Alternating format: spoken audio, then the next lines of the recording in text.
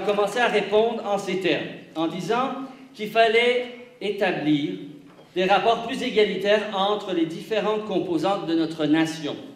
Ensuite, on a dit qu'il fallait établir également l'égalité entre les différentes régions du Québec, en les dotant d'un financement autonome à partir des ressources immenses qu'on extrait actuellement de leur territoire et qui échappent aux régions, qui échappent à leur développement, qui échappent à leur contrôle. On a dit aussi qu'il faut établir des rapports plus égalitaires et pacifiques entre notre nation et les autres peuples du monde, à commencer par les Premières Nations du Québec, les nations autochtones et les Inuits, pour faire du Québec un pays pacifique.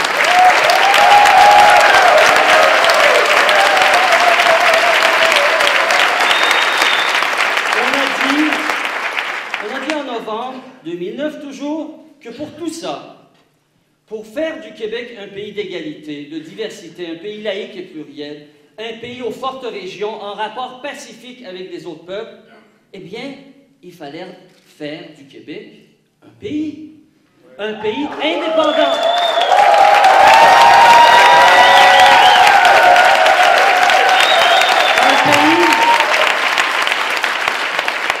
Un pays indépendant, bref, un pays tout court. On n'a pas besoin de rajouter quoi que ce soit lorsqu'un pays est indépendant, parce que le Québec est une nation unique, par son territoire, par son histoire, par sa culture, en constante évolution, certes, mais toujours alentour d'une langue commune, qui est le français, auquel on est très rattaché, et je dirais même un peu, sinon beaucoup, amoureux.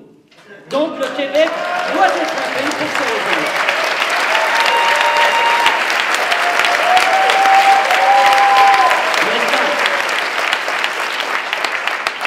Cette fin de semaine du mois de mars, très froid à l'extérieur, mais très chaud dans le cœur et dans la tête de tous les gens qui ont débattu toute cette fin de semaine ici en congrès, nous avons convenu que pour approfondir la démocratie qu'on a commencé à délimiter et à approfondir lors de notre dernier congrès, il faut ajouter une autre dimension. Cette exigence démocratique, c'est d'assurer la pleine égalité entre les femmes et les hommes.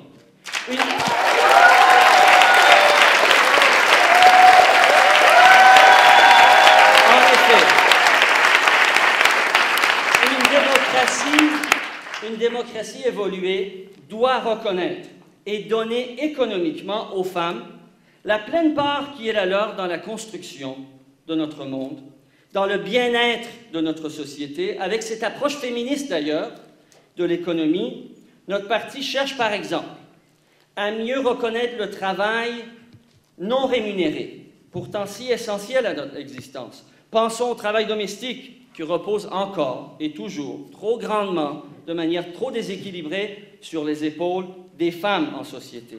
Sans parler de tout ce qu'on a débattu et qu'on fait pour reconnaître qu'il faut absolument, de toute urgence, augmenter le salaire minimum. Parce que quand on parle du salaire minimum, 6 fois sur 10, on parle de femmes.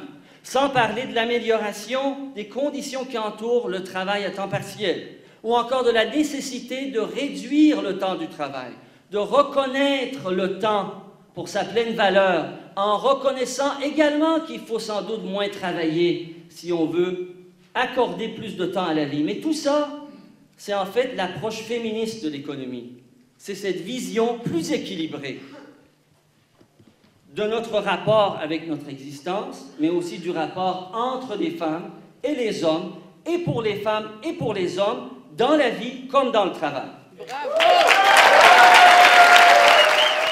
Déjà, au milieu des années 70, Godin exprime son ras-le-bol de cette économie. En fait, il dit qu'il y en a son ardent voyage d'une économie faite par et pour les écartés de l'honnêteté, les déviergés de la dignité, les pas clairs de nœuds, tous ceux qui ont des meubles en cadeau, les beaux millions mal acquis, les éjarés de la vente aux plus offrants, les peddlers du fédéralisme enculatif. C'est pas moi.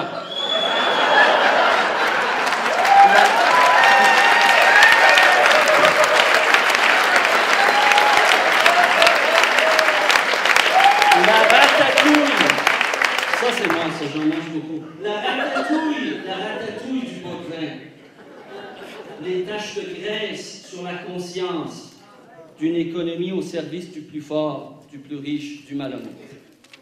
Alors nous, à Québec solidaire, on dit, il n'y a pas de temps plus opportun, plus nécessaire de dépasser cette économie-là, de dépasser ce capitalisme auquel on n'est pas condamné. Il faut partout, c'est ce qu'on a dit dans ce qu'on a résolu à date, il faut partout où c'est possible et nécessaire socialiser l'activité économique en favorisant une économie publique forte, faite d'entreprises d'État, surtout de grandes entreprises nationalisées de certains secteurs stratégiques. On a parlé des énergies, on a parlé des mines, mais quand il le faut, sans doute les banques, je ne sais pas si on en a discuté encore, je n'étais pas là la dernière heure, on verra, les pharmaceutiques, quand c'est nécessaire, pas en nationalisant nécessairement, mais en ayant de grandes entreprises sous contrôle public. Pourquoi?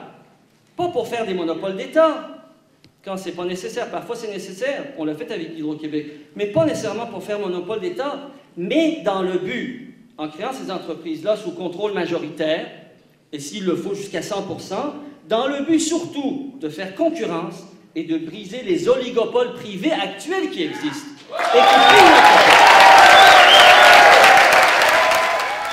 une économie démocratique et durable ne peut pas être uniquement constituée d'entreprises publiques ou collectives. On peut aussi socialiser l'économie à travers les coopératives, les entreprises d'économie sociale, des services communautaires autonomes. On peut entraîner un transfert en fait massif de l'activité économique et de l'emploi vers des secteurs et des entreprises de production et de services, mais qui ont une finalité sociale et qui répondent aux exigences écologiques importantes et élevées que notre société veut instaurer. C'est une question de choix de société, c'est la question en fait des finalités de l'économie. L'économie est au service de qui en fait? L'économie doit profiter à qui? Nous on dit à tous que la prospérité doit être partagée réellement au service de tous. Mais on a dit hier que cette exigence peut très bien se réaliser en préservant une place au secteur privé, particulièrement les petites et moyennes entreprises. Mais il y a de la place au secteur privé d'abord parce qu'on va tout mettre en place pour éviter son hégémonie actuelle, l'hégémonie du grand capital, pour éviter que, comme aujourd'hui, ce soit les grands capitaux qui décident de tout en lieu et place des États, des sociétés, des peuples.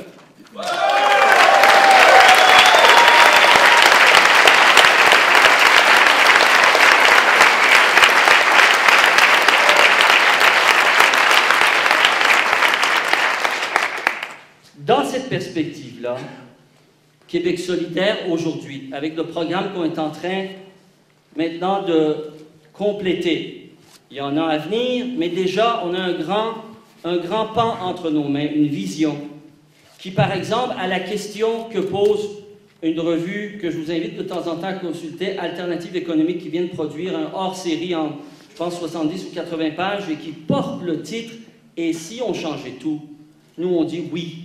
On peut envisager d'une manière démocratique, avec un point de vue féministe et écologiste, de changer tout, sans briser rien, sans briser la société, et surtout en protégeant la nature. Quand on nous demande est-ce qu'on peut mettre fin aux conditions viles de travail dans lesquelles encore des millions de gens, et même au Québec, des centaines de milliers de gens vivent dans la précarité, au bas de l'échelle économique, on dit oui, on peut changer ça.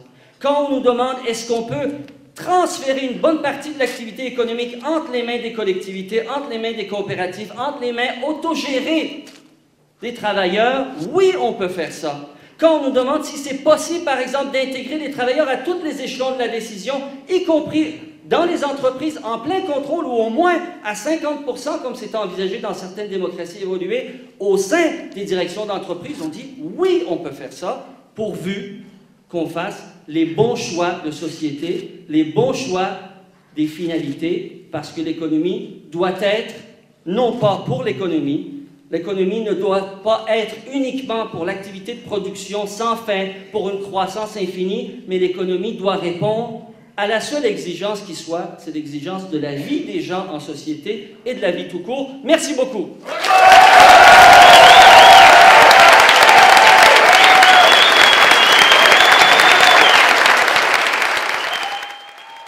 Je pense qu'on est pas mal fiers de notre député. Et